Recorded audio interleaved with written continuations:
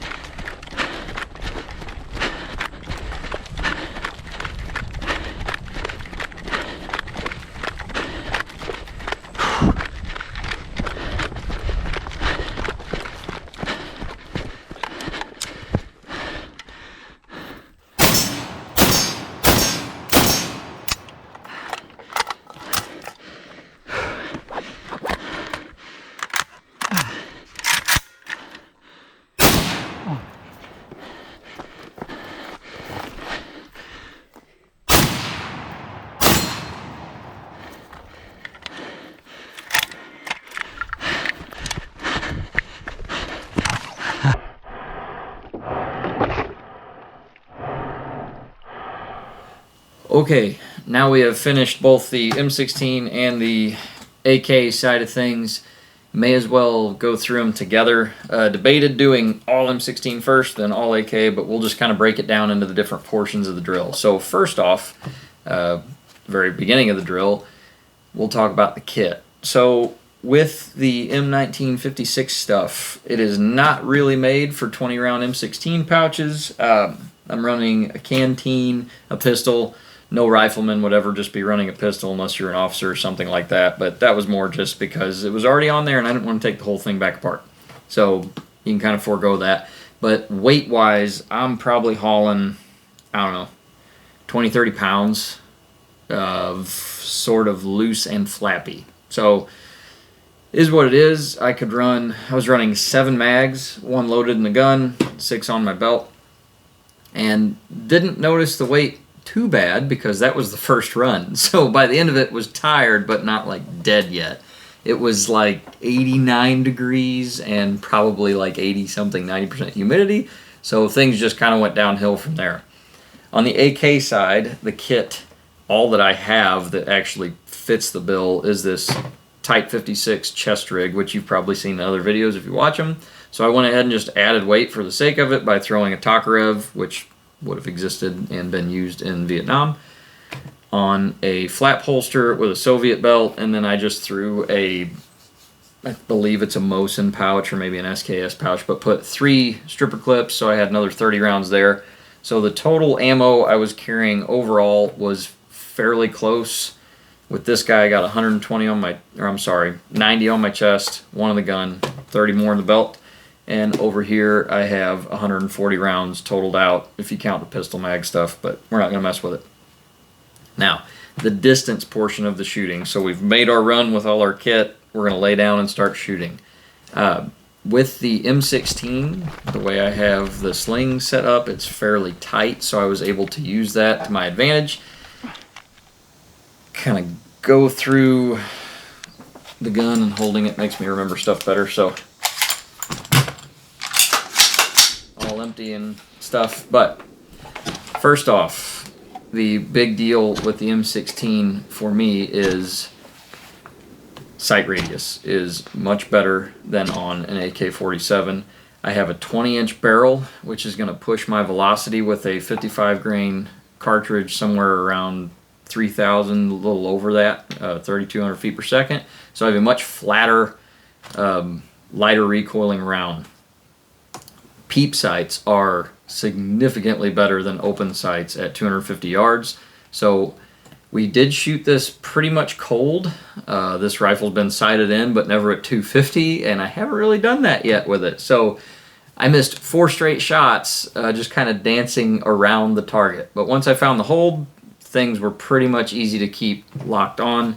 The trigger is decent enough. It's not stellar, but able to lock the rifle in and go ahead and go. With a 20-round mag, you're not really monopoding or anything, so you're able to just lock in with your arms and hold position while you're breaking your shots off. So at distance, the sighting system and the cartridge itself was way easier to deal with than the AK. So, now with the AK, and we'll talk about this one a whole lot more when we do its actual video just on this itself, but as we kind of already noted, sighting systems at distance, you're at a disadvantage with an AK. I think you're maybe even a little bit more at a disadvantage with a Chinese style hooded front sight because you're occluding more of your target. Both rifles have a somewhat chunky front post, so that is what it is. The unfortunate thing about this PSA one, which it's neat because they attempted to match the bluing of older Norinco guns, but the finish is so shiny and so everywhere that it's shiny right here in your notch. So if you noticed, a couple of times I shoot, raise my head, tuck back in, and shoot, it's because I can't see through this. It is a wicked blur in the sunlight, so I would find my post and try to settle it back in the blur and shoot again. Sights didn't help a whole lot. You are lobbing a 7.62 round. I think we're shooting 122. They're all 122, 123, 124 grain, whatever, very close. But that thing is rainbow arcing because of the projectile speed and weight. So I didn't mess with my sights. It's sighted in decently, and what you're supposed to be able to do is basically aim at the stomach, and anywhere from 300 in, you're going to hit somewhere in like an 8-inch upright. I had trouble with it. The trigger, though, on an AK, and in my limited experience, most AKs tend to have decent triggers, like sometimes even better than your AR-15s in just a GI format. So this one does not disappoint in that regard. It has a decent trigger. With a banana mag 30 round, you are kind of monopoding, and because of the sling setup on this, I probably should have tightened it up, but I did not use my arm. I just gripped onto the magazine with a magwell grip, held it as tight as I could, and went for it. But at distance, M16 all the way. So the next thing, running across a freaking field at like fast as you can with all that kit on, lightweight's nice. With the M16, you don't have a ton of weight out front because it's a pencil barrel, lightweight handguards, all that. Most of your weight's pretty close to your hand, so I was able to just kind of tuck into my shoulder and still use my left arm in a standard running motion, or to keep my stupid flashlight from just beating on my chest. But either way, I had kind of a running motion going that wasn't terribly uncomfortable. It was lighter weight. Arms weren't getting as tired as fast.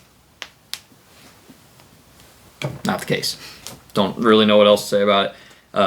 Lots of front heavy, especially with your folding bayonet assembly. So running in that just one arm upright format was a little bit tougher. Most of the time just went to a traditional kind of almost paddling a boat motion while you're running with the thing. Once we got down to the clearing, shooting at five rounds at about 100 and so on a 10-inch plate, I actually didn't do as good with this thing. Not sure if it was due to, I used the 300-yard flip when I was up at 250 and just kind of lollipopped it, switched over, and not sure if it was just because I just ran a crap load and didn't hold down, but I shot 6 rounds instead of 5. I hit 2 out of 6, so for this we're only counting 1 out of 5. Did better with the AK on this one. Guess I was better off on my 0 trigger, whatever. It is a little front heavier, so when you are tired, if you can hang on for a little bit, it seems to be a little steadier than with very, very lightweight when you're breathing heavy and everything's moving around. So, can't remember off the top of my head. I think I got 3 out of the 5 hits with the AK on that 10-inch piece. Run the last bit, and that's where I had mag trouble with this gun. But when we're 50 yards and in and you need to shoot quickly, again, because of the cartridge, very, very controllable out of the M16. You don't have a lot of hard time keeping it on target. Fumbled my reload, got a cool blood blister over it, but that was me, not so much the gun. Switching to the mini IPSC, thing's only about that big. We had about 30 yards, and 2 hits on that was, for some reason, no problem. AK at that distance, again, it's close enough. It's very controllable. It is not quite as controllable, but not a huge difference there. There's not a ton more recoil, and that has a bird cage on it and a lighter recoiling round. That just has a muzzle nut. So I have no braking action going on. I have no flash hiding. I am just getting all the recoil it wants to give.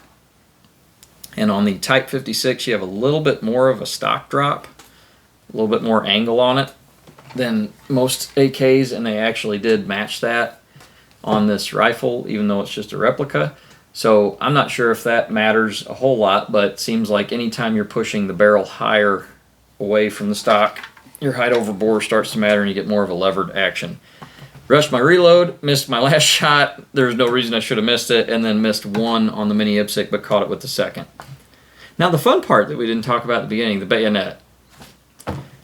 If I had to bayonet a bunch of people for some reason, I would probably want to do it with an AK, or at least the feels are there for the AK. This feels chunky and sturdy, and if I had to go wailing on people with it, I could use that more like a club, I think, and not break it as quickly. This, with its lightweight plastic handguards and everything, feels like if you really started wailing away, you may cause damage to the gun. I don't know that that's even worth bringing up. That's just how it feels. So I'll leave that up to you. Okay, now down to the not shooty parts that are more just, I don't know how much theory it is, but this is where the debate starts to come in a little heavier. The cartridge. So we already kind of hit on it with the distance shooting. I don't think anyone's going to argue that a 223 with a 55 grain projectile is going to be faster and flatter. It just is what it is. This is rolling around a little over 3,000 feet per second out of a 20-inch barrel and is very light, very flat shooting. This guy is this one's a soft tip because that's what I had laying around, so don't pay too much attention to that. But this is 123 grains. I believe out of a 16-inch barrel, we're going about 2,400, 2,300. So a whole lot slower, a whole lot heavier, and you get more of a rainbow. Now, just right off the top, the 223 round, when it hits somebody, which is what it was designed to do. This wasn't designed to be a hunting cartridge or anything like that. Both of these are military calibers, not anything else. This thing's going so fast that you get that wonderful hydrostatic shock where large temporary wound cavities and high damage because of it. But that is entirely what it relies on, is its speed, because it's really lightweight. So once you get out to distances where it drops under 2,000 feet per second or whatever that magic number is, you start to lose that ability and you're just kind of punching holes again. This guy at 2,400 feet per second loses the hydrostatic shock pretty quick. So you're good probably out to 200, maybe less than that, 100 before you're losing that velocity. And now we're starting to just punch, 30 caliber, but just punching holes.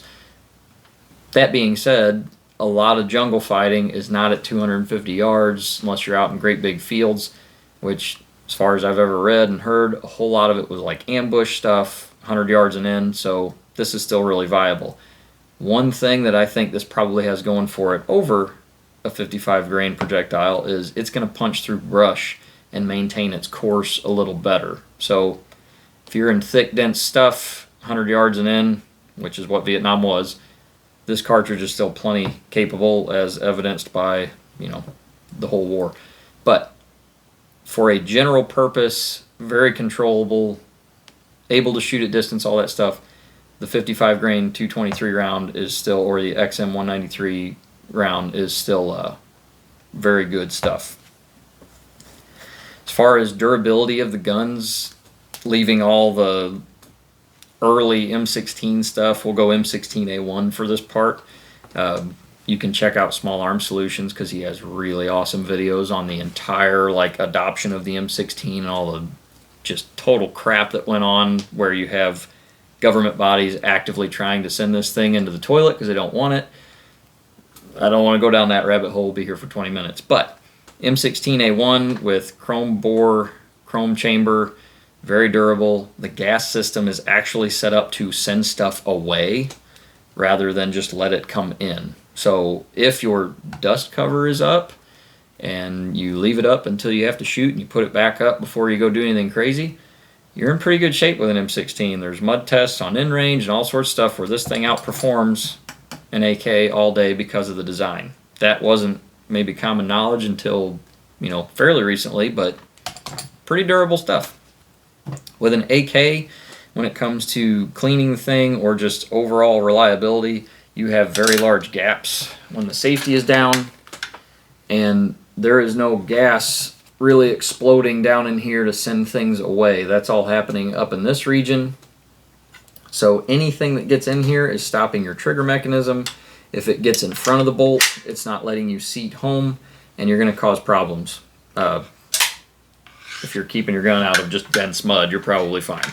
But these are known for reliability. I don't think most people give an M16 a fair shake, so those are kind of even. When it comes to breaking them down and actually cleaning them, we did a little bit of that for another video, but we can talk about it here. They're both fairly simple to field strip. I'd argue that this is a little bit harder to clean the chamber out because it's not totally accessible. You got to get up in there with a bore brush and that kind of thing, but this breaks down very quickly and easily. So does this. They were both meant to be soldier simple, so they are. But overall thoughts, final thoughts. After running, 300 something yards in the 90 degrees with all the crap on,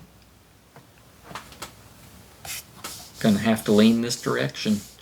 I used to always be, AK. I freaking love AKs. I love the look of them. I love the feel. The history is awesome because there's so many different countries that do it so many different ways. I never really got into ARs until really paying attention to the history of it and, the development and all the changes, minute as they are. But again, physically going out and running long distance, shooting at different spots and carrying the crap around, lighter weight, more controllable, works just fine as far as the cartridge is concerned, better sighting system. I would choose an M16 if I had to. But that's where everyone will be very mad, and you can all throw comments and all sorts of fun stuff, and I'll answer them as stupid as I can because that's why I enjoy it. So with all that said, thanks for watching Triple F Shooting. We'll see you in the next... Oh, you know what? Just 'cause SKS bonus video time. Go.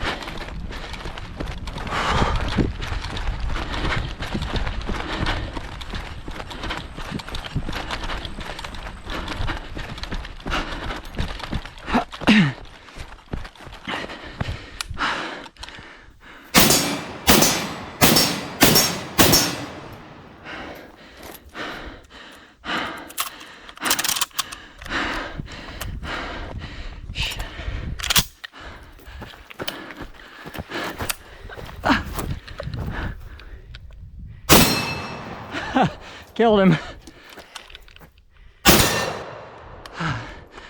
Oh, hold on. Ah.